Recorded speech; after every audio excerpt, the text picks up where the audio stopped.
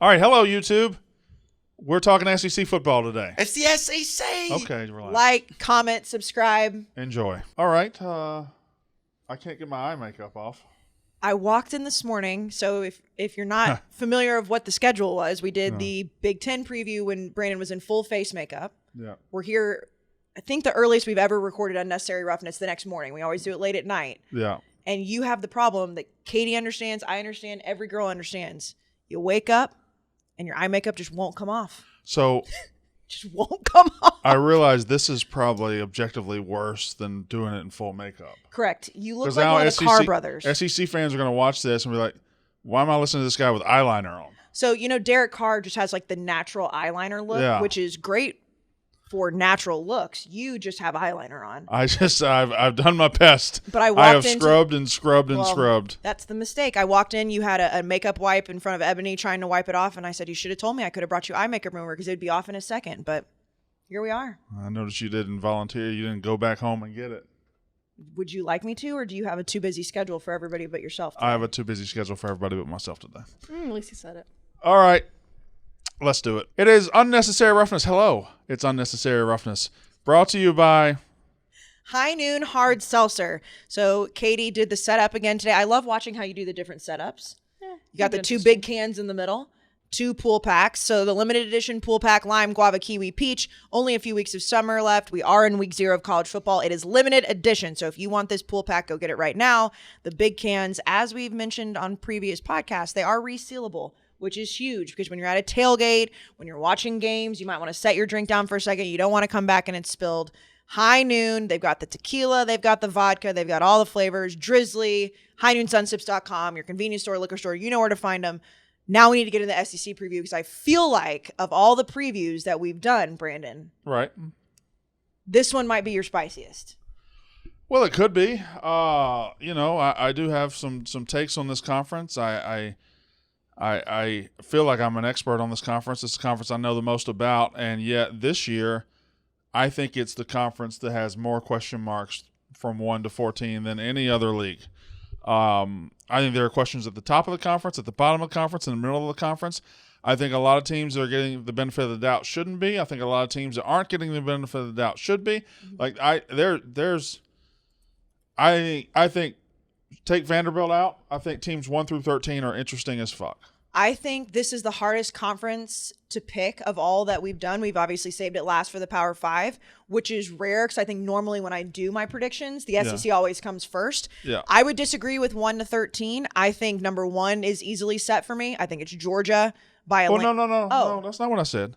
Oh. I didn't say 1 through 13 is I don't know how I'm going to order them. I said teams 1 through 13 are all interesting. Yes. Okay, fair. Yeah. Vanderbilt's not interesting. You and Jack are going to – this is the Vanderbilt argument coming up today, Jack. Who knows? Jack has this bizarre thing that he wants me to be like big Vanderbilt or something. He wants to fight the power. No, you're backing off the Vanderbilt take. I'm not backing off anything. You realize you're getting close, and it's like, man, they may go 1-11. No. They're not going to go 1-11. I think they're going to win in 4 games. All right. Well, but are we going to start at the bottom? No, we're not going to start at the bottom. But I'm just saying with Vanderbilt, they are the worst team in the SEC, but I don't think they're worse than the bottom of the Big 10 or the Big 12. What about the Pac-12? I think they're the worst team in the Power 5. You think they're worse than Northwestern? Let's just say. Well, I guess because you said Rutgers yesterday was worse than Northwestern, so. Let's just say they're in that Rutgers, Northwestern, Vanderbilt. I would love to see a relegation tournament between the 4. Could Rutgers beat Vanderbilt?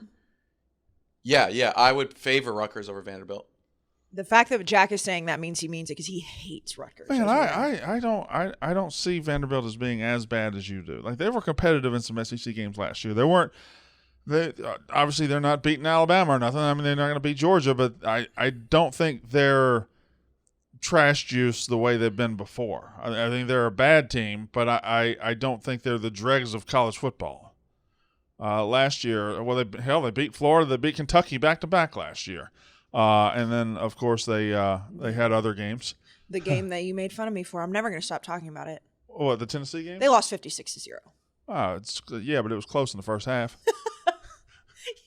That's always true, by the way. It's always true. No matter how bad you get beat, it was close in the first half. As long as you start at the very beginning of the first half. Hendon Hooker got hurt. It was Joe Milton, and I was like, listen, Joe Milton, he's going to go into Nashville and light those motherfuckers up. But it was close in the first half. It was 21-0 at half. Huh? No. With 14 minutes to go in the first quarter, it was still close. And that's in the first half, Kayce. So I don't necessarily think that they're the worst team in the Power 5. Never. The Tennessee scored a touchdown in 55 seconds.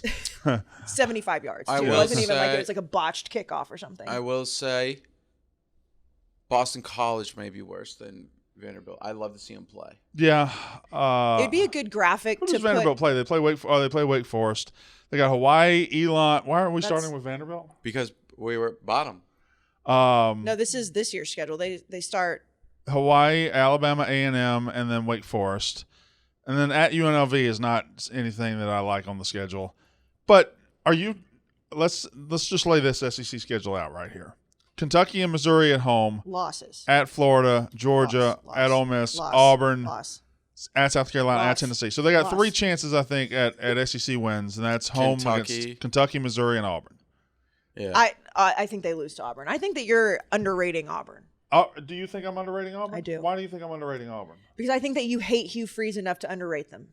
Oh, do you realize they were so bad last year they fired their coach? You realize they've got a Big Ten cast-off as their quarterback. Do you realize this is not a team that has the weapons they've had in years past? No, but I do think when you say like Big Ten cast-off, we've seen guys be cast-offs at other schools and go and be successful. I don't think that they're going to be the top of the SEC West. What about Peyton Thorne in his life scares me at Auburn?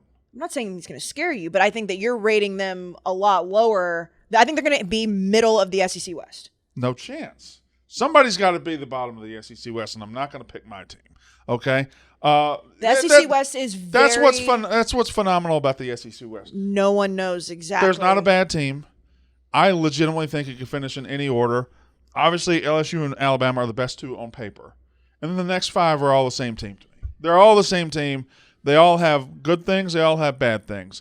A&M is a team that went 5-7, but obviously the talent on paper is there. The defensive line looks scary. The quarterback, they swear up and down, is going to be very good. We'll see. I know the young wide receivers are very good. There's also, which I feel like we're going to talk about every single week, but who's calling the plays? And I'm not saying Bobby Petrino is a savior, but if Jimbo Fisher will just let somebody else call the plays, that could change it. Connor Wegman is supposed to be very good, but there's a lot of question marks there. They were supposed to be good last year. I would say there's a second level of the SEC West, and that's A&M and Ole Miss.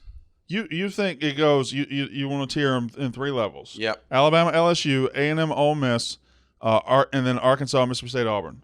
Yeah, I mean, I guess Arkansas. Jack, we've worked together how long? For 4 years? This is the 5th season. 5th year, 5th season. It's good for us. I have never. COVID didn't really count. I have never disagreed with you more right now. Like to the point where I want to say what you just said is one of the dumbest things I've ever heard. Really? What? Yes. What? Hold on. Let's just take this up. Okay. This is good. This is what the fight's No, it's fine. I'm fine with you. I'm trying to figure out what is so wrong about what he said. He's got LSU and Bama at the top, okay? Fair. And then the next 5 he tiered it in 2 groups: A&M, Ole Miss, and then Auburn, Arkansas, and Mississippi State. So I'm going to put Auburn aside because I did just talk about them. But Ole Miss last year they went 7-5, and they started I think 6-0, and then lost 5 of their last 6 games because the early part of their schedule was very easy. The later part was tough. They lost a ton of transfers. They brought in a ton of transfers, so it's hard to tell. But Ole Miss was a 7-5 team last year that couldn't beat anybody good in the SEC.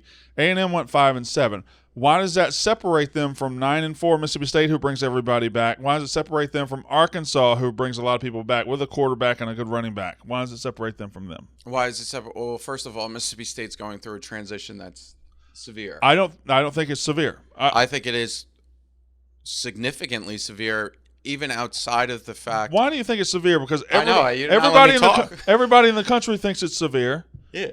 And I'm here to tell you it's not. So why do you think it's severe? Because I'm not even talking about the death, which RIP, of course. Sure. You are changing the offense completely.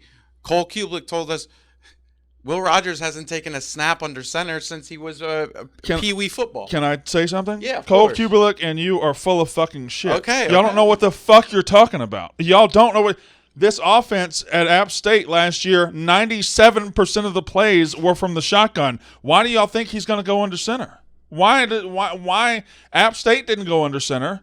Okay, so then I was wrong. That's where Kevin Barbe. So guys like Cole Kubelik, who are these experts, they don't know what the fuck they're talking about when it comes to Mississippi State, and I don't know why. And I'm sitting here doing the serious take, and I've got eyeliner on. And your food is here. Yeah, that's a poor effort on my part. But the under center thing, the offense is changing. Okay. Will Rogers has started for 4 years. He's got 10,000 yards. He's got 86 touchdowns. Obviously, that was all in an air raid system. He's not going to throw it as much. But every starter on this team is a senior or a super senior. 21 of 22 starters are seniors. Like, these are not freshmen that they're going to have to teach a new playbook to. That is true. I do think there's more question marks there. But maybe the tier, as you're talking to me, shouldn't be as – I think the tier is the top two. Yeah. And then the second tier is really close to the third tier. And I guess for the sake of conversation, we should combine them. And that's the argument that you won.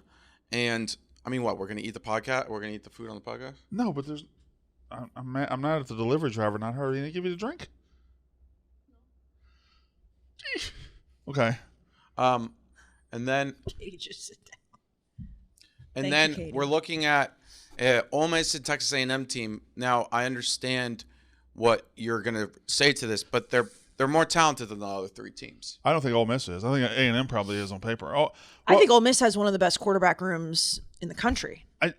People say that. Because there's three different guys. What does that mean? Because now, obviously, if you're looking at the only one that matters is the one that's on the field. Correct, but if the guy isn't playing up to standard, then you've got two more guys that could potentially do it. Jackson Dart wasn't horrible last year. No, his numbers were not horrible, but for some reason, Lane Kiffin thinks, okay, we need to go out and get Spencer Sanders, who, despite the fact that Oklahoma State could never really get over that hump, he's been very good in his career. And then you go out and get LSU's, like you say, cast off. You go out and you get Walker Howard. I was like losing my mind.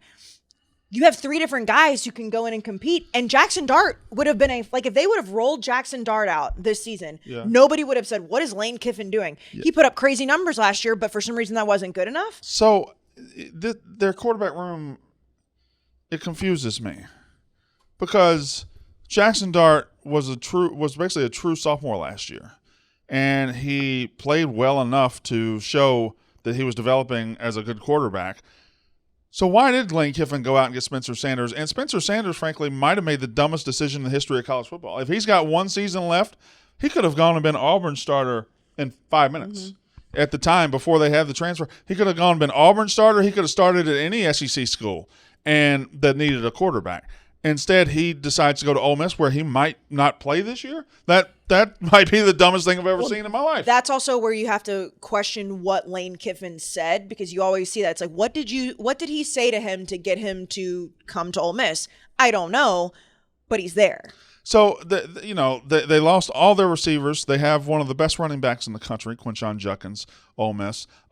Defensively, they've been no great shakes, and they add a defensive coordinator who couldn't stop people with Alabama's talent. So, I don't know. I feel like there's a ton of questions about Ole Miss.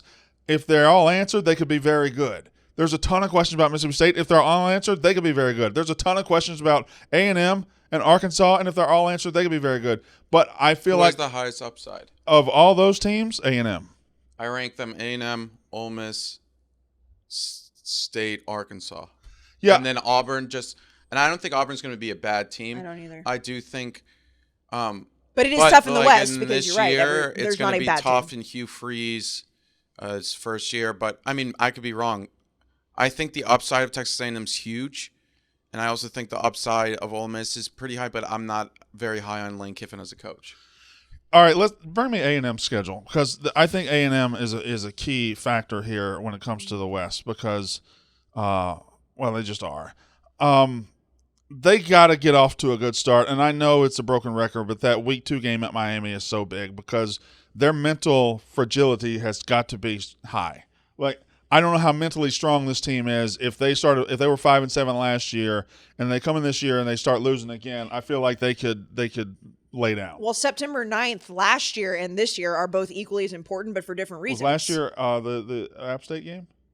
Well, okay, the Miami okay. game. Okay, excuse me. Let me rephrase. All right. The A&M Miami game last year and this year are both equally important for both teams for different reasons. Last year was a top 10 matchup. Yeah. Last year it was, is it going to be A&M that takes that step, or is Miami really the real deal? Both teams finished horribly. Both teams had horrible seasons with just absolutely dashed hopes. This year, both of those teams are mentally fragile, like you just mentioned. And you've got a quarterback in Tyler Van Dyke, who we both see a lot of upside in. We all talked about how we think Miami is going to be able to bounce back. A&M should be able to. Whoever loses that game on September 9th, that doesn't mean they're going to have a horrible season, but their mental capacity of how to bounce back from that after what happened last season for both these teams is going to be hard to come back from. So, unless it's a close game and something crazy happens, but I mean, if one of those teams goes out and lays an egg against each other on September 9th at Miami, that's going to be tough. all right, so Jack, let's establish that ceiling for Texas A&M. Let's say they hit the ceiling. Obviously, they start 3-0. Then they got Auburn at home. That's 4-0. Then they have that. It's really stupid that y'all play this neutral site every year, by the way. Trust me, I know. They got Jerry that Jones, game in talk to Dallas, him. the Dallas against Arkansas. So that's 5-0. And then they got back-to-back Alabama, Tennessee. So I really think best case scenario, and they have an at Ole Miss later, best case scenario for this team would be 10-2. Maybe, or they got at LSU. No, I think the best case scenario at Tennessee is winning the West. You think that, I don't know, man. At LSU, at Tennessee, and at Ole Miss are 3 very hard road games, and then an Alabama game. And also don't, like, I mean, I know it's at Kyle Field, but that South Carolina game. Oh, no, all their SEC games are tough. They should beat South Carolina handedly. They should have beat them last year. All their SEC. Last year was a disaster, and I think this year that it's going to be better. It's all about the hope you're right, quarterback, Jack. though, right? It's all about the quarterback. If he's And the good, offense is- then yeah. Now, Arkansas is a team that a lot of people like. They like KJ Jefferson. I think he's a little bit of the SEC's JJ McCarthy, where he's a solid quarterback. you can't compare those two. Why not? JJ McCarthy went to the college football playoff. He plays on a better team. You think that if KJ Jefferson was on Michigan, I that think if they he would was have made it used to the if he college was football used playoff? the same way, yeah. I think KJ Jefferson would take Michigan in the playoff. Yeah. I got to ask him to hand off and run play action every now and then. Yeah, he could do that. I think he's a good quarterback. I do not think this hype coming out of SEC media days that KJ Jefferson's the best quarterback in the SEC seems crazy to me. It's possible. Who would be better? Here's the thing. I mean, I think Carson Beck's going to be better. It's possible But he hasn't played. It's possible going in. Like I personally would rank Jaden Daniels or Will Rogers number 1. But Will Rogers, Jaden Daniels, KJ Jefferson, any of those being ranked number 1 going into the season's fine probably. Because this season is so topsy-turvy in the SEC, we don't know who the number 1 quarterback's going to be. It could be Alabama's starting quarterback. It could be Carson Beck. It could be Connor Wigman. It could be Joe Milton. Rattler? It could be Spencer Rattler. It could be any of those guys. Like, I could see a world where any of those guys become the best quarterback in the SEC, the first team all-SEC quarterback. I just don't – KJ Jefferson, to me, they got a good quarterback and they got a good running back, a very good running back, Rocket Sanders.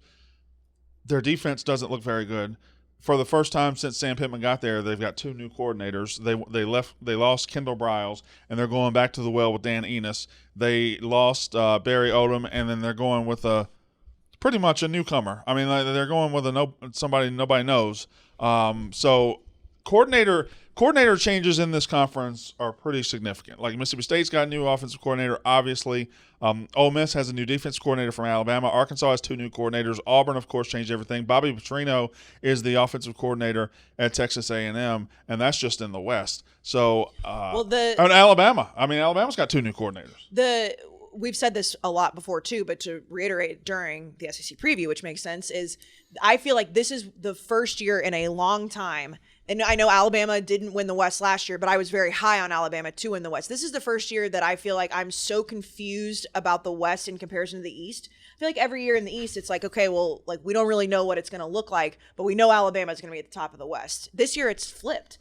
The East, to me, is a very clear number one of the conference. The West is just like, I don't know, throw a coin up and see who's going to end up there. All right, so you think it is a toss-up between Alabama and LSU for the top?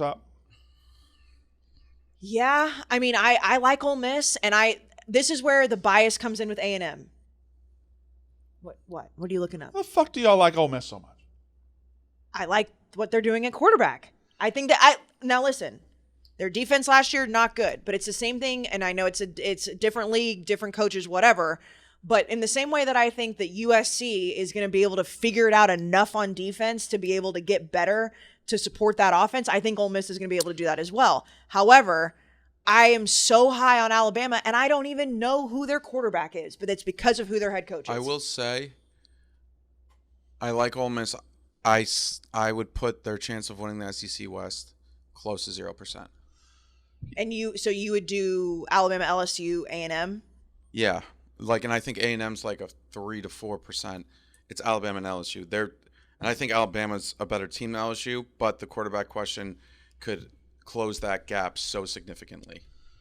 So I think it's probably between Alabama and LSU too, although I would tighten up the division and give like Ole Miss, Arkansas, Mississippi State, A&M a higher chance to win it than you guys would. I want to give A&M a chance, but I can't. Well, I made no secret I don't really believe in LSU as much as everybody else does this year. That quarterback was wildly inconsistent last year. Whenever anybody projects them to be the number 5 team in the country, they look at what they did right last year and refuse to look at what they did wrong, like losing to A&M at the end. They also lost some big defensive players. Well, yeah, and they got Harold Perkins. They've got what's his name, Mason Smith. He's coming back. Mason Smith back now. That's one of the things with LSU. To project them as one of the best teams in the country, you have to project him to be one of the best players in the country, and he hasn't stayed on the field yet. So Mekhi Wingo's pretty good too. We haven't seen him develop into that incredible talent yet, or that incredible player. They got Malik Neighbors at receiver, but they also had Kayce Boutte at receiver last year, and he imploded. So Jaden Daniels, though, I mean, yeah, he was up and down, but I mean, he's still like. I mean, didn't he have almost 1,000 yards rushing last year? Yeah, he ran the ball very, very well. He led all QBs in rushing. Yeah, like these fans are obsessed with Garrett Nussmeier. Nussmeier. They think he's like the future, which I'm so. You know who he reminds me of? Miles Brennan. It's like, this guy's next. And then next year they'll have somebody come in who's better than him, and then it's like we still got that good backup. Miles Brennan was on the roster for like 17 years. Is he gone from college? Are we sure? Yeah. Did he catch anywhere else? Didn't he retire from football? Okay. Oh, that's right. He retired when he But wasn't you know what? He probably starter. still has eligibility. Come back to a Brandon Weedenton at like 28, 29. I mean, the transfer portal guys just don't stop disappear. playing college football anymore. Like Casey Thompson's at FAU. I saw that Casey Thompson is FAU starting quarterback. With Tom Herman. Yeah. So they just keep going down. I don't want to say that because it's a hateful phrase, but it's like they're cockroaches. You just can't kill them. I'm not saying they're actual cockroaches, but you just can't kill transfer portal quarterbacks. You, from LSU's quarterback to 7,000 views on Twitter. Do you have? He had 763 votes. Meek Phil gets like 10 times the interaction. So should I start private QB lessons? Do you have Alabama winning the West? Yes. Yes. Yep. All three of you do? Do you? Unfortunately, yeah. I just like them a lot better than LSU, and I think Alabama is the best team in the West, but they are not high-end elite Alabama. Which you might be able to win a national championship despite not being high-end elite Alabama. They're just he just stockpiles defensively. Talent. Defensively, they're loaded. Obviously, Kool-Aid McKinstry, Dallas Turner. They got guys at every level. They're going to be very good defensively. I do wonder about the retread defensive coordinator from Miami that got Kevin Steele. I wonder about that. I wonder how much gas he's got left in the tank, and I wonder about going from Notre Dame to Alabama, is Tommy Rees going to be able to to be as good as they want him to be. Probably with the talent he's got, but quarterback, I think it's ultimately going to be Tyler Buchner. I don't think you go get him without a plan to use him. I don't think you watch the spring practice, watch it develop, and then go get a guy without knowing that that's going to be the guy. There is a chance, though, that he throughout spring or throughout fall just did not look like the guy. But I mean, there's been no reports of that. I assume they'll announce it pretty soon. Well, I mean, remember a couple years ago when he wouldn't announce between Tua and Jalen, and he got all over Maria Taylor about it. And Maria then Taylor and then remember when that game against USC, what's his name started? Oh yeah, he went to Arizona State. Blake Barnett. Yeah. And then he wasn't very good, and then Jalen came in, and then Jalen obviously the rest was history. But I think Jalen fumbled on his first play ever for Alabama. I don't remember that, but that would make sense. One of the biggest trends that we talked about last year, and like I hate using the word narrative all the time, but because it's a cliche, but one of the narratives with Alabama last year was how undisciplined they were. They had more penalties than any Nick Saban team ever at Alabama. For whatever reason, they just didn't. It didn't have that same vibe of like, this is our guy. We're going to listen to him no matter what. I mean, obviously they finished the season fine, but that's the biggest question to me is what did Nick Saban do in the offseason to remedy that? And like the easy answer is, well, he's Nick Saban. He's going to figure it out.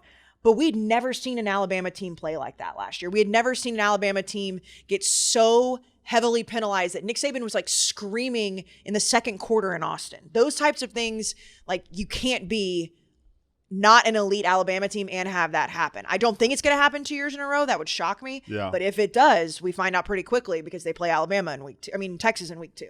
Well, I think Alabama is going to win this division at like 10-2. I don't think they're going to march through this 11-1 or 12-0. I don't think LSU is marching through this 11-1 or 12-0. I think everybody in the West will have at least 2 losses and thus probably be out of national title contention, leaving Georgia the only real national title threat in this conference. I have certainly been wrong before, but Alabama, it's not just quarterback. Running back, I guess Jace McClellan or the true freshman will be their guy. Offensive line is strong. And then receiver, 3 years ago they had 4 number one first-round picks. They had 4 first-round picks. I just don't see that talent on this team anymore. I mean, Jermaine Burton's not bad. He's won the national championship. Jermaine Burton is not bad if he were at your team, my team, or her team. For an Alabama number 1 or 2 receiver, no. And Ja'Cory Brooks is pretty good. Malik Benson, they brought in from Do you remember 3 years ago when they got Henry Ruggs and No, you are right, but that's impossible to keep up. It's impossible to keep up, but I don't think they're close to it now. I do agree with you that this definitely downgrades them in terms of their upside for me, 100%. And that's why when you ask me who won the West, who's going to win the West, I look at Alabama as a really, really good team, and I think they're better than LSU. But if the quarterback and the wide receivers do not step up, and they brought in a tight end from the transfer portal, CJ Dupree or Dupree or something, if those guys don't step up, I think Alabama looks as just kind of a 10-2 team, like a very good 10-2 team that can beat anybody on any given Saturday. Well, I think they got a break from the schedule gods.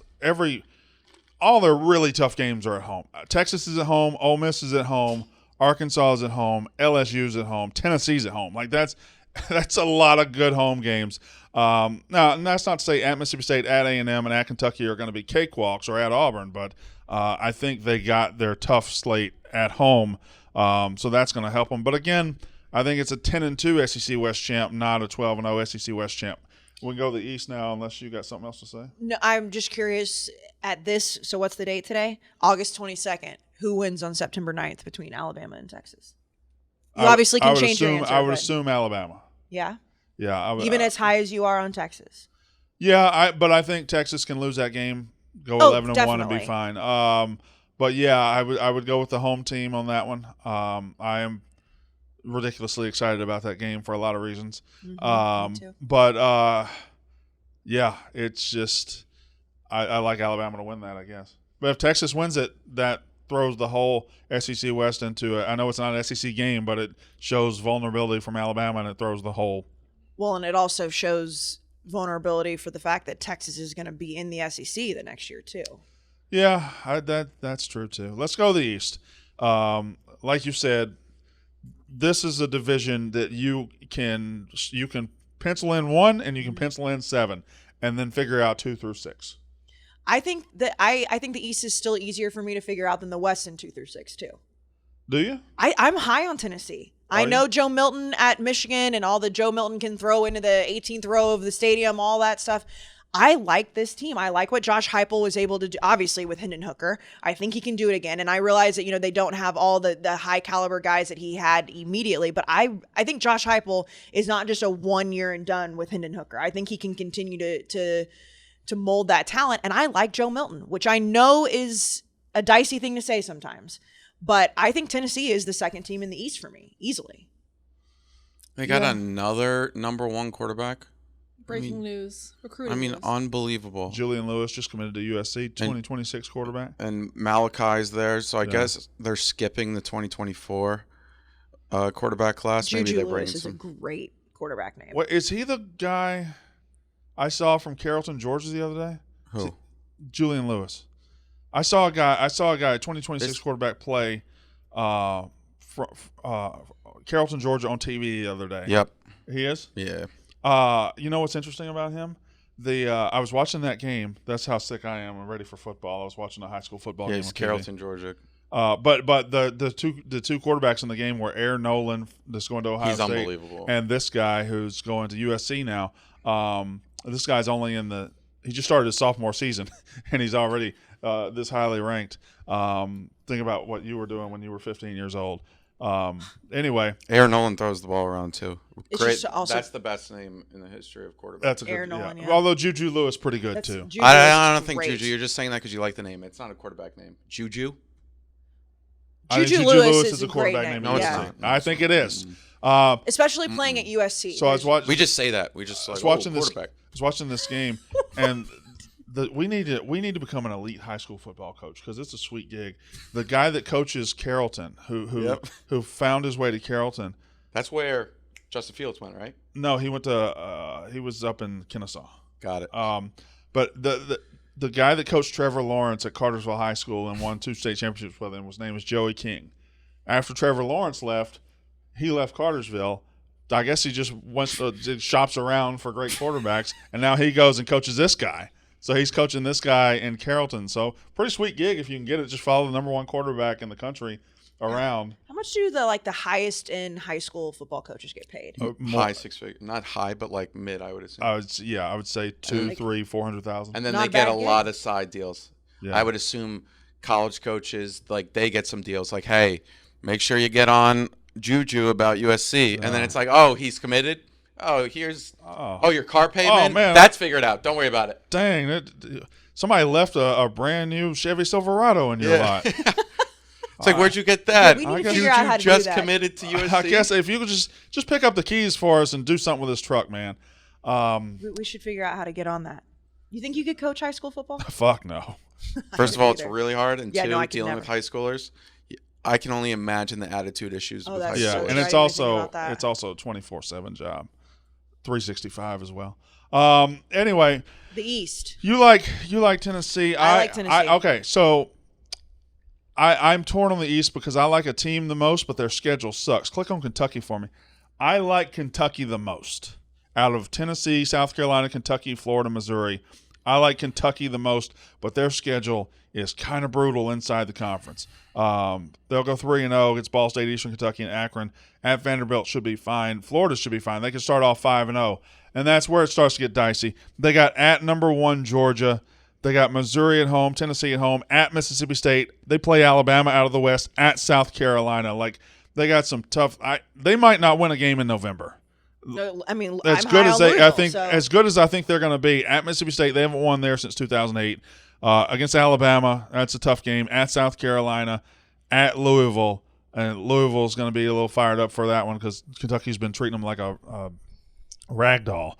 But I like Kentucky a lot because I like the quarterback a lot. I think Devin Leary is a massive upgrade from Will Levis. So you would go Georgia, Kentucky. I don't know if I'm going to put Kentucky in the number 2 spot because that schedule scares me. I do think they're the second best team. Okay. I would pick between Tennessee and Kentucky. I'm not high on South Carolina. I think when it comes to cherry picking teams and projecting for this year, nobody is cherry picked more than South Carolina. I will say at South Carolina will be tough. Oh, yeah, for Kentucky it will be. If that game was at home, I would definitely think Kentucky could really win that game, and like they'd probably be a 7-point favorite or so. But on the road, I think that's like a pick-em. South Carolina. Certainly. And I'm not low. I'm low on South Carolina compared to what everyone's saying about them. But what we're looking at from South. Oh my God! I just got like attacked in my throat. Pause. But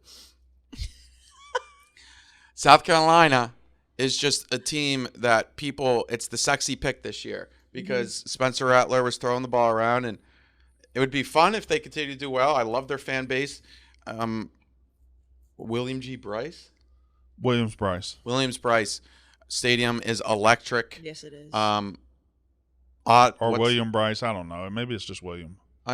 What's the song by Odyssey that they come out to? Oh, 2001. 2001. I mean, it's electric. South Carolina. They also do Sandstorm, don't they? Sandstorm, yeah. I love South Carolina, but their team, I don't know. It's a lot. Well, their defense isn't going to be as good. I mean, their defense isn't going to be as good as other defenses in the league. Spencer Rattler, the last 2 games, was an elite Heisman-level quarterback. The first 10 games, he absolutely sucked. I mean, absolutely sucked. And I know they changed coordinators. But still, something. I mean, you had to be better than that for the first 10 games. Again, it's that stat that's crazy that he threw more touchdowns in one game against Tennessee than he had in the other 5 SEC games or whatever the math ended up to. I can't get rid of him. I cannot get rid of the Spencer Rattler. You can't shake him? I can't shake him because, Caleb Williams won the Heisman last year. Caleb Williams beating him at OU is not some just like, oh my God, he sucked. Like Spencer Rattler did not play well, lost a job to Caleb Williams, to the best quarterback in the country. He had the Heisman hype at OU. It didn't work out. Then he goes and he was absolutely horrible, like you said, for most of the games at South Carolina. And then all of a sudden he turns it on. And you're like, this guy does have it in him. He has it in his arsenal to be the guy that we thought he could be in Norman. Lost his job to Caleb Williams. Can he do it again?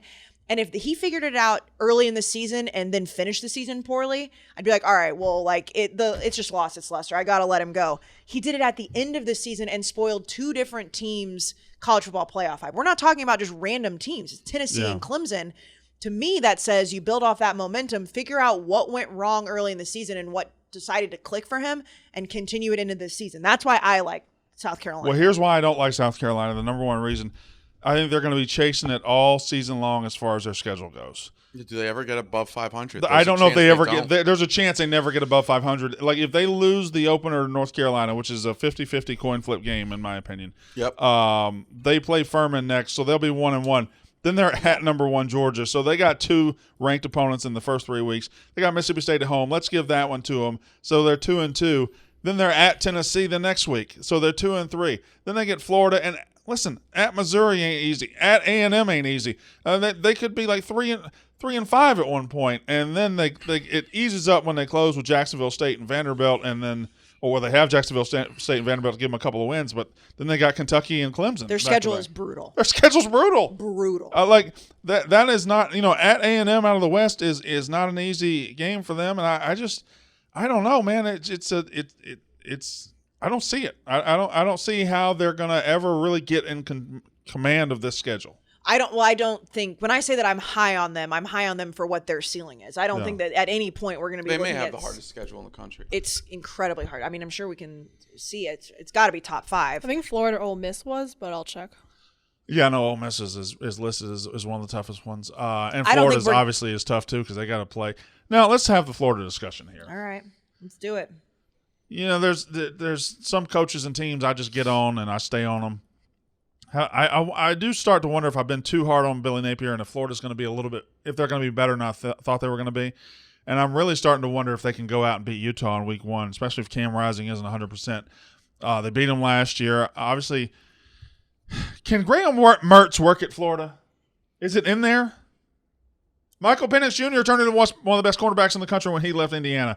But could Graham Mertz become good. But Michael Penix had a season at Indiana where he looked good. Graham Mertz has not had that. He's had games where he's looked good. He has had games, like one or two. He's had games, and it's almost like, is it possible for a quarterback to look good at Wisconsin? Because they don't have receivers, and you just hand it off so much. No, I guess the answer to your question, can he be good at Florida? Yeah. Yes. Is he going to be good at Florida? Well, I don't think so. It's also a coaching staff that couldn't get anything out of the number 4 pick in the draft. Well, he shouldn't have been the number 4 pick in the draft. Well, Anthony Richardson whatever. should not have been the number 4 pick in the draft. But there's a remarkable amount of football talent in that guy's body. Correct. And I think they could have beaten Vanderbilt. I would agree. Maybe he shouldn't have been the number 4 pick in the draft, but he shouldn't have been losing to Vanderbilt. It's also true. It's a completely new team this year for Florida. Well, I mean, the running back situation is, they got strong running backs. Yeah, but like outside of that, I mean, Ricky Pearsall's back at wide receiver. But if you had a losing Florida record, loves those white wide receivers. But if you had a losing record, speaking of, when does that today, Netflix? It's out. Today. It's out. Today I'm came 3 out. episodes in. There's only 4 episodes. You almost knocked the whole thing out? Yeah. How good was it? Episode 1 and 2, it is a love letter to college football. It is fantastic. Did you see? There's did you 4 see episodes of Fight's tweet about it? No. He's like, every documentary about sports, it's like, there's nothing like this sport in this part of the country. The only thing that matters is winning. Yep, that Feinbaum says that to a T. Dan Mullen's in it, Urban's in it, a bunch of the players. But Is Urban telling the truth? We don't know the truth. Episode 1 and 2 is basically Urban getting to Florida. Episode 2 ends with the 06 win with the Natty. It's that. 3 is the Heisman year and the start of issues. I think 1 and 2 are phenomenal. It's also just like hard smash mouth, like all the trailers, like we were trained to go to war, going to Iraq. It's like all the mat drills. It's just intensity, SEC. Urban's like, I was so surprised by the SEC, like wasn't ready for it. It's 1 and 2 will make you so ready for football season. 3 was fine. 4, I think, is where the drama kicks in. Okay. All right. Great watch. I So don't realize it was 4 episodes. the entire, like, I'm not saying this about you. No, you're good. But Netflix, like, this is what my concern with this was. A ball the washing? The entire aspect of that entire career at Florida is the drama that came out of it, and they spend 1 episode on it. Yeah. It's like, can we get into everything that happened? I mean, I guess they chased Tim Tebow around. You know, I was watching him on like 1.5 speed on the train this morning to see how much I could get in. To see what was. But I think the 4th episode is. But how long are the episodes? An hour? 45. So they're gonna spend 45. Like, I mean, I could spend 45 minutes right now talking about Florida. It's like, come on, guys. Like, that's why I knew I didn't get as excited for this, because I knew they weren't gonna get as into it as they should, because they probably wouldn't have gotten the access. I get it. I mean, it's like whatever. But like, you really want to get into Florida, it's gonna require like some deep, like, you got to get into it. Well, and the to compare it to the Johnny Manziel one, which I thought was great, and there was a lot of things in it, but like they spent no time on all of his like true downfall after the NFL, where it's like, exactly, if they're not going to do that for him in 1 episode, why do we think they're going to get into like the Aaron Hernandez stuff at Florida? But it's even deeper than Aaron Hernandez, you know? Oh, definitely. But I mean, even just like that bombshell of a like the situation. Pouncey twins were like they talked about the recruiting class. They just went down the list. They talked Aaron Hernandez, like we punched a guy in a diner. But it's just like very. Is that the worst surface. thing you ever did? According to Doc so far. But I think knew in 4. The way you crossed your legs, I knew it. I do not think that Graham Mertz is going to be the answer for Florida. Who would you give a second chance in career? In sports. Meaning who? Like anybody in the history of sports, who would you give a second chance to? I mean, mine's easy. Mine's very Homer. I would give Johnny another chance for sure. No. Aaron Hernandez, Mincy said it in that clip. Oh, that's right. Yeah. Wait, Yeah. what? He's like, you know who mine is? Aaron Hernandez. Yeah. I didn't realize that was a setup. He actually said that? Yeah, it's a hilarious he clip. actually says a lot of things. Yeah. Sometimes he gets fired for him. It's almost the first of the month. Florida in 2023. Yeah, I'm just. I know. sorry. I'm trying to get you off of it. Are Florida and Auburn? I feel like they're very similar teams this year. I don't think that's inaccurate. like the ceiling, the Yeah, floor. yeah, I think yeah. like they're both like preview. I had a tough time choosing between them, either both in surprise, both in disappointing. Like They I could think both. I think that's the best way to Yeah. describe them. They could either be the surprising or disappointing team. I know you can say that about a lot of teams, but their volatility is like it's like this. Yeah. Instead of like Alabama, I think it's like 9-3, 12-0. Yeah, I don't know whether to expect 3 wins or 3 losses. If Billy Napier has a disappointing year, how hot is his seat? Well, I think it has to be really disappointing, like 4-8 or 3-9, because and more importantly than that, not only would he have to go 4-8 or 3-9, he would need to start losing recruits because he has the number 1 recruiting class, number 3 recruiting class in the country right now. He has a 5-star quarterback committed. He has a bunch of studs committed, so his recruiting is doing outstanding right now. If that fell apart, then you could really talk about hot seat. But I think even if he went 4-8, his recruiting would save him from being on the hot seat. Do you think Billy Napier is the answer at Florida? No, I don't. I think he's a very good coach. I think they fired a good coach to hire a guy with 80% of that coach's ceiling, and I will always think that. All right, so I like Missouri a little bit out of the East. In fact, I like Missouri a lot. I like Missouri a whole lot. I think their defense is going to be loaded. They lost a lot of – not only did they lose a lot of close games last year, they lost some fluky-ass games. The game they lost to Auburn, the game they lost to Kentucky. You remember the Auburn? Remember the guy was running in the end zone. Correct. Yeah, there was that, and then Kentucky. Remember when the punter had to run back 40 yards, and they called roughing the punter because the Florida they game was a 7-point loss. And don't forget that at some point in that game, we thought they were going to beat Georgia. Oh yeah, they lost to Auburn 17-14 in overtime. They lost to Georgia 26-22. They lost to Florida by 1 score. They lost to Kentucky by 1 score, and Tennessee just absolutely boat raced them. But like they were in every game. Their defense has a lot of people back and was really good last year and will be really good this year. They got to find a quarterback who can at least threaten, whether it's Brady Cook or Horn. Huh? I'm really hoping October 7th, that LSU game, they're both undefeated. So take right out of my mouth. Oh, sorry. I think they start with South Dakota, Middle Tennessee, so they're 2-0. I think they've got a great chance to beat Kansas State at home. Kansas State killed them last year. But I think they've got a great chance to beat Kansas State at home, which would set up possibly them being is that 1, 2, 3, 4, 5-0 when LSU comes to town Saturday, October 7th. You talk about an unforeseen matchup of undefeated teams, that would be. And 2 Tigers, it's a Tiger matchup. Yeah. And I'll tell you what, Missouri fans would show out for that. I mean, they have a fan base that, we know about it from a lot of. I think it's possible that they could be 5-0. Oh, Kansas State's going to be a tough game, but it's at home. And even the Memphis game won't be the easiest. No. But if they go into that LSU game undefeated, that could be a game at 8 o'clock. It could be dark. Yeah. They have a nice look and feel that night. The stadium is finally built. It felt like it was under construction for 8 years. And that game could be, and they could be in all black jerseys. LSU's in all white. That could be like we could look back on the 2023 season and say that Missouri LSU game was the best game of the season. I think it could be. I do not think they beat Kansas State. I do. Okay. I'll go on the record. That's fine. That's fine. Do you like Missouri at all? I mean, you don't have to like Missouri. I like Missouri, but I'm not saying I hate them, but schedule, I think Kansas State is a better football team. At Vandy, LSU, at Kentucky, South Carolina, Georgia. I think Will Tennessee. Howard's a better quarterback than Brady Cook. Yeah, I think Missouri's gonna have a better defense than Kansas State. They're all back. 98% of returning production. Oh, Missouri. Yeah. All right. Y'all want to transition into? Wait. We have to talk about the best team in the country. Georgia's unbelievable. Yeah, they're going to be unbelievable. Georgia. We just know they're the best. Here's the thing about Georgia. They have earned the biggest benefit of the doubt ever. Like, I think it would be fair if you just looked on paper at them this year and said there's some question marks. I mean, there's a brand new quarterback after Stetson Bennett won 2 national titles, so obviously there's a question mark. But they had more question marks last year than they were 2 years ago. Like, they were replacing a historic amount off that defense. The 2021 defense, which was incredible. 15 players. They were replacing a historic amount and just did it, no problem. No issue, just walked out there and just destroyed their schedule. There's some guys on this defense that are just... They've got video game characters across the board. Michael Williams, I think, is going to be a guy that we're going to look at on Saturday afternoons and just be like, where did they find this guy? Yeah, like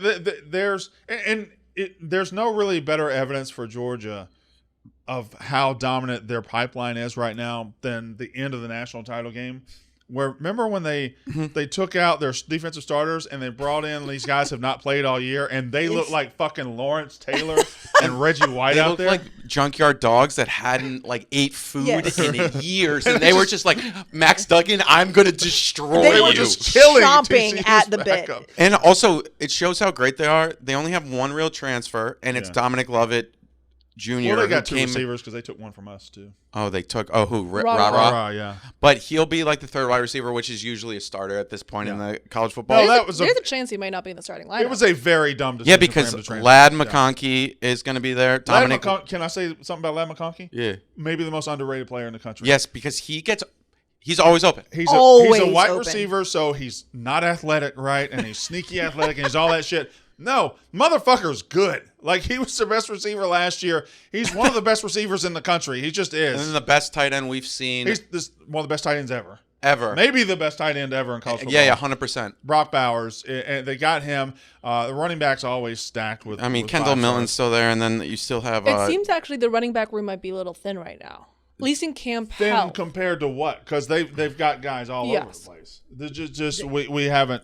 we They- don't know their names yet. Yes, no, I'm saying like for preseason camp, it seems that they can't practice fully or how they want to because of the health of the running back. Yeah, because that freshman's injured, right? And Yeah. I think, Roderick or whatever. I think they're probably lying a little bit too. That's so much stuff I don't That like. Cam Rising, I have no idea. That He could be Mississippi totally fine. State, or not Mississippi State, the guy from Mississippi's their third string running back. Branson Robinson. Yeah, Brand, who's looks like he's a 85-year-old or Yeah. 45-year-old man. Georgia they're just going to win the They're national loaded. championship again.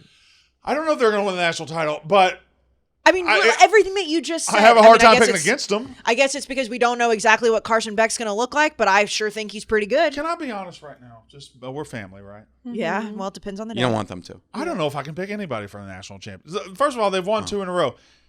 It's so goddamn hard to go undefeated in college football, and they made it look so easy last year. They can't possibly make it look that easy again. Well, Can they? No. It's so fucking hard. I mean, yes. Nick but Saban no. has done it, twice? Like, it's very hard to go undefeated in college football. To have a three-peat that's never happened is, I mean, I don't know. No, you need some things to break your way. But it's hard to pick against him because of everything you just said. And if Carson Beck is the guy that a lot of people think, including Jack, thinks he is. That schedule's impossibly easy. Yeah. Now, it's an SEC schedule, so it's a little more dangerous than you think. But who's beating them? UT Martin, Ball State, South Carolina, UAB. They don't leave the state of Georgia until September 30th, and that's to cross the state line to go to Auburn. Then they got Kentucky at home, Vanderbilt, Florida. Just stop me when I say something that gives them a sweat. Missouri, Mizzou, possibly, but it's at home. Ole Miss is at It's home. at home. At Tennessee might be their season. I don't think that they sweat at all till November 11th. Ole Miss at home. I don't know. that And Ole I don't Miss know. makes And them when I say sweat, I don't mean like I don't think they're going to lose that game, but I think that they're going to at least have to try. I mean, you're right. I mean, that's 100% a safe prediction and probably the right one. There's a chance Auburn has an amazing game. There's a chance South Carolina, but I mean, you're right. Like, who's going to make them sweat? It's a 2-game schedule. It's at Tennessee November 18th, and it's the SEC championship game. That's their schedule, and that's how their season will go. And I assume they're going to be in the playoff because I think they're better than anybody in the West. I think so. So yeah, I guess I'm going to pick them to win the national title, and I don't like picking a team to win it 3 times in a row. But Kirby Smart is the best coach in college football right now. This is the best program in college football right now. So I guess next week we'll do like our full season predictions, like our playoff, Yeah, our probably. Heisman, all of Who that. knows? But I mean, Around the office. it's pretty hard to pick against Georgia. Yeah, it's pretty hard to pick against Georgia. It really is. All right, let's go with the categories in this team. Before we get to the categories, I got to tell you about my boys at Rowback. That's who I got to tell you about, right, Noah? Yep. There, thank you very much. Did you know that they are back to give us a wardrobe for the college football show? Are they? Which is huge because we Yes. don't have to think about what we're wearing. Oh my God! Listen, there was just me and you. Just there was me. nothing better than showing up weekly and just picking a hoodie off that. They rack. had like the wardrobe rack, and it was like Rowback would just send, and everything's so comfortable, which Yeah. we know. But Everything's comfortable. They're all their different colors, and then Yeah. like when we'd be on the road, they would know what the weather's going to be, so we didn't even have to think about that. Like, oh, it's cold. Here's a quarter zip or a hoodie. the best hoodies in the game. Oh, my they're God. They're light and airy, and at the same time warm. Like they're exactly what you need. I hate thick hoodies that feel heavy and weigh you down. I don't like that. I don't like that feeling on my neck. I don't like that feeling in my arms. Rowback doesn't feel like you're wearing a hoodie at all. You almost forget there's a hood connected to it because it's so light. It just feels like a light summer shirt that you just happen to be wearing in the middle of winter. Also, their polos. Yeah. I got polos for my dad for Christmas. They're because they have all their game day polos. Phenomenal gifts. Performance polos, hoodies, joggers, shorts. They got it all. Their everyday shorts are incredibly comfortable. I don't have any, but I need to get some. Do you have some of their joggers, though? Oh, yeah. Their joggers are great. Yeah, they're incredible. They're the go-to apparel for college athletes across the country. They're even working with some of the biggest stars in college football, such as Cade Klubnik, Nick Singleton, and say this name right here, Jack.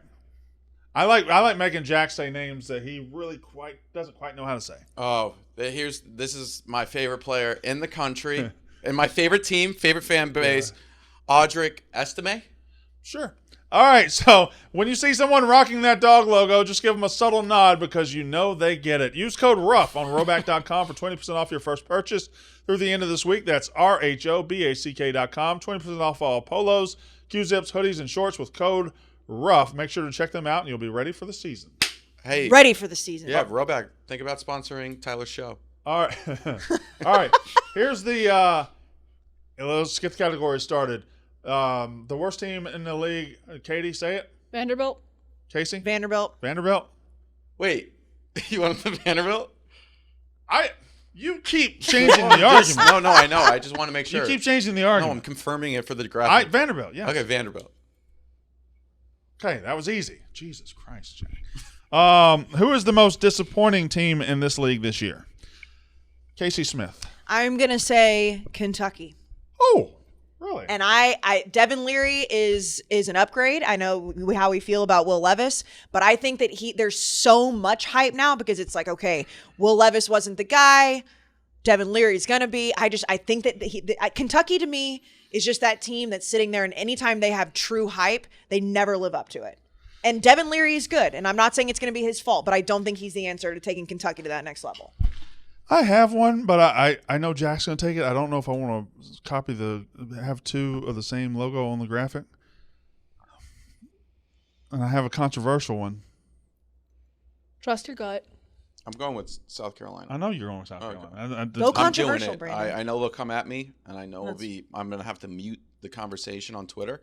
But no, I think that is the answer. The other one I was considering. Do it. Just do it. Just do it? Just do it. The LSU Tigers. They are entering this as the number 5 team in the country, which is national title or bust, which is playoff or bust.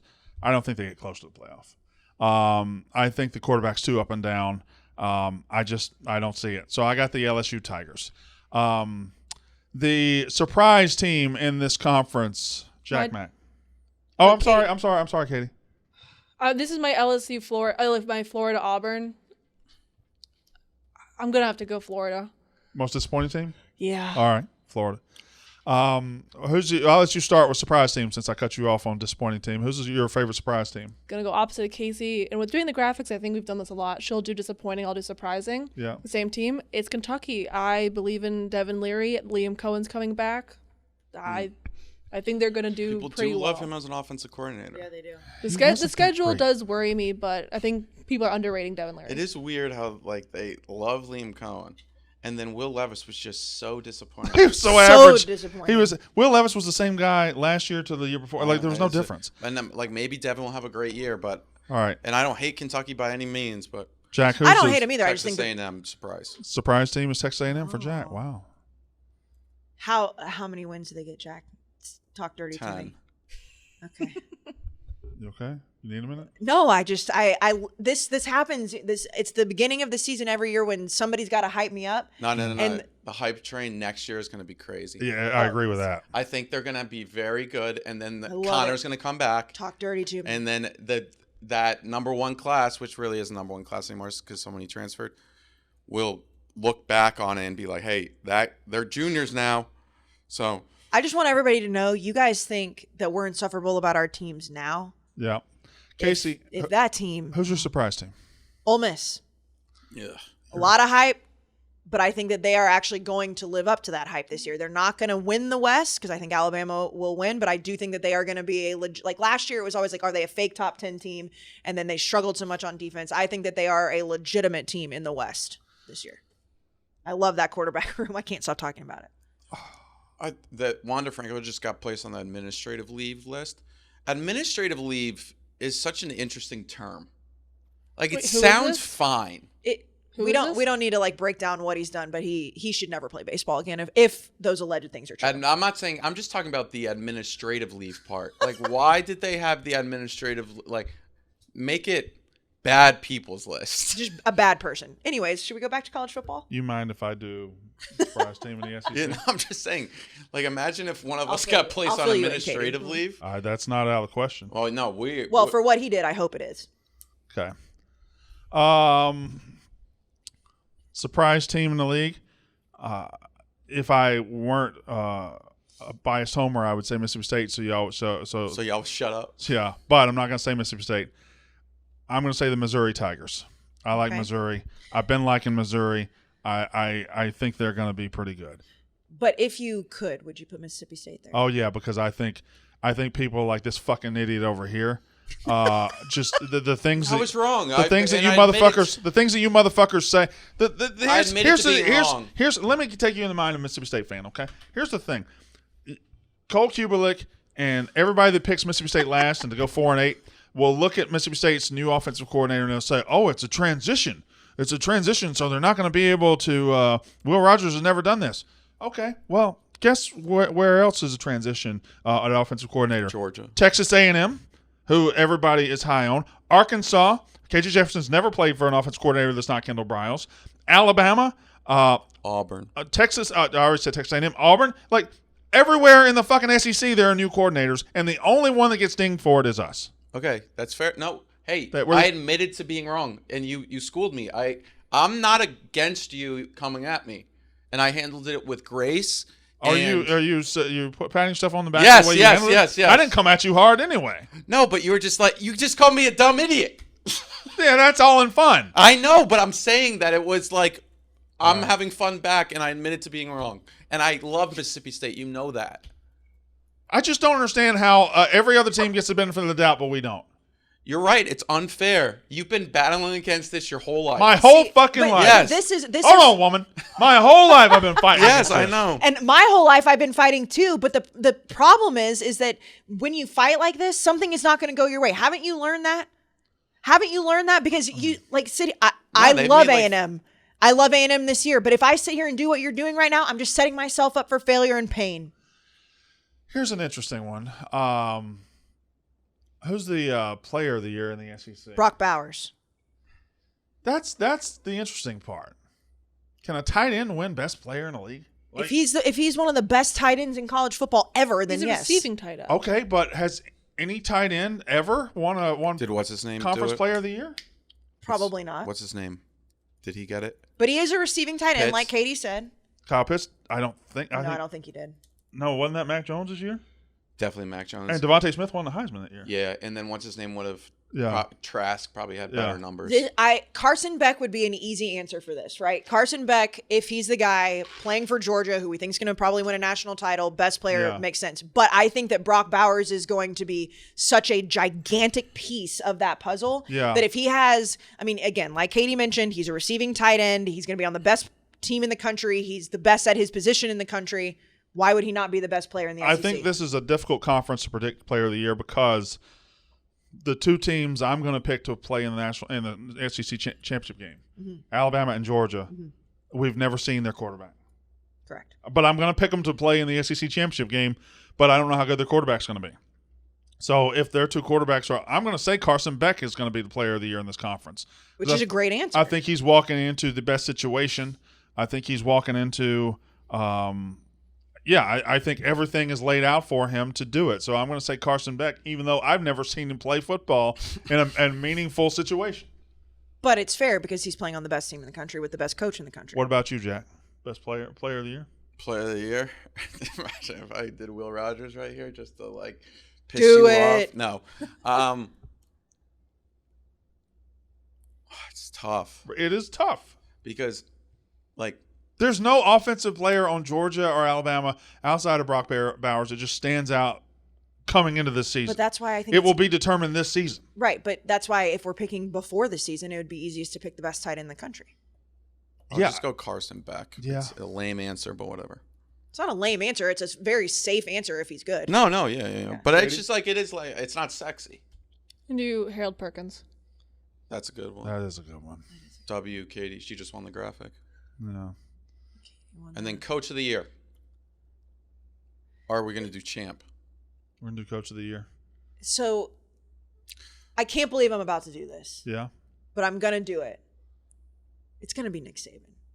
What? She's listen, both of you have sat in this room and you have said, oh, well, Nick Saban could be done. He's Is washed. his dynasty over? Yeah, exactly. Nick Saban is going to come in here and he's going to remind everybody why he's Nick Saban. Now, I think Georgia is a better team. I think Georgia is going to win the conference. However, Nick Saban is going to come in 2023 and be like, haha, you guys thought I was done? You thought I was washed because I'm 70 years old? No. But you think Georgia's going to beat them? And then will he make the playoff? I think Alabama could make the playoff, yes. We talked about it with the Big Ten last year with Ohio State and Michigan. I do not think the Big Ten repeats doing that again. Because I don't think that we see a team get beat the way Ohio State did against Michigan and make it in. I could see. It depends. I could be wildly wrong, but I think Nick Saban is the Coach of the Year. Jack, I assume yours is easy. If I'm reading the tea leaves, you have Texas A&M as your surprise team. So would that make Jimbo Fisher the Coach of the Year? Yeah, I was going to do Jimbo, or I was going to get a little, just to hedge my surprising team, Eli Drinkwitz. Oh, did I take yours? Of course you took mine. I already had him as my fucking surprise team. Okay, well, sorry. I got Drinkwitz. You know what? I really kind of wanted to put Shane Beamer there too. I kind of want to do Jimbo Fisher just to take Jack's. Okay, do Jimbo. Well, mine looks stupid if I got my surprise team. And Jimbo! No, you don't look stupid. Nah, my Coach of the Year, Bobby Petrino. See, the thing with the Coach of the Year is that they doesn't have to be like the winner of the conference. It's just like who made their team look better than people thought that they would. Which makes Nick Saban kind of a dumb pick, but whatever, I'm going with it. When is it given out? Is it before the SEC championship? Yeah, I think so. We can't have Drink on there twice. Give me Jimbo Fisher for Coach of the Year. I love that. Just to spite Jack. Also, I kind of like that you might believe that a little bit. I believe it a little bit. I like that. Katie, who's yours? I have Jimbo written down. If it was after, if Nick Saban wins the SEC title, he will win it. But I don't think. Fuck it, Jimbo. Whatever. All right. I've got Georgia beating Alabama for the SEC championship. I do too. Jack, who do you have? Georgia over Bama. Me too. Damn. That sucks. So our graphic is Georgia. Sorry, Georgia. I mean, listen. I mean, I'm fine. How about them dogs? I'm fine with Georgia being everybody's champ, but Georgia like over Bama. Georgia over Bama. Everybody picking Bama to win the West. No, LSU fans will get mad at us. It'll be fun. Yeah, you're right. Oh, so we just screwed it. Bama's not going to win the West. Georgia's not going to win the title. Georgia definitely. I don't think there's anything we can do to fuck with Georgia. The people were saying that we like jinxed Texas. That's fine. You don't jinx Georgia. All right, I got to get out of here and go to Long Island. But you got to go to Stu Finer's house. You're not just going to Long Island. You're going to Stu Finer's house. Have you ever been there? Yeah. You've been in the Black Mirror room? I haven't been inside the house. I've just been outside. Go to the Black Mirror room. That sounds really. I really got to go to the bathroom. I do too. Okay. All right, so we'll be back next week. That is Unnecessary Roughness.